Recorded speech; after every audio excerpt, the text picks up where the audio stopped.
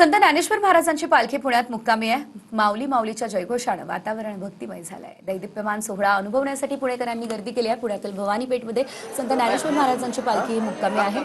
प्रशासनाकडून वारकऱ्यांची गैरसोय होऊ नये म्हणून व्यवस्था देखील करण्यात आली आहे। या संदर्भात अधिकची अपडेट आमचे प्रतिनिधी दीपक कापरे यांच्याकडून घेऊया। दीपक, आपण पाहतोय आज ज्ञानेश्वर महाराजांच्या पालखीचा मुक्काम पुण्यामध्ये असणार आहे आणि एकंदरीत आपण जर बघितलं तर संपूर्ण परिसरामध्ये हर्ष उल्हासाचं वातावरण बघायला मिळतंय। काय अपडेट?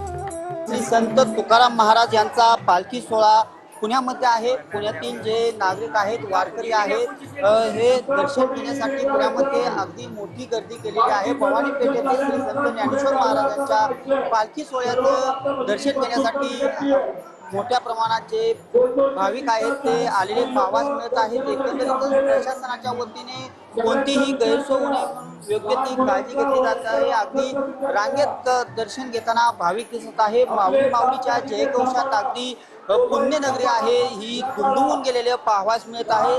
ज्ञानोबा माऊली तुकाराम या मध्ये वारकरी आहेत ते भक्तिमय झालेले आहेत आणि सद्यस्थितीत पुण्यात श्री संत ज्ञानेश्वर महाराज यांच्या पालखी सोहळ्याचं दर्शन घेण्यासाठी अगदी देशभरातून राज्यातून मोठ्या प्रमाणात भाविक येत असतात। वारकरी देखील पालखीमध्ये असतात आणि सकाळपासूनच अगदी दर्शन घेण्यासाठी मोठी वारकऱ्यांनी जी गर्दी केलेली आहे ती पाहावयास मिळत आहे। आज खरं तर श्री संत ज्ञानेश्वर महाराज यांचा पालखी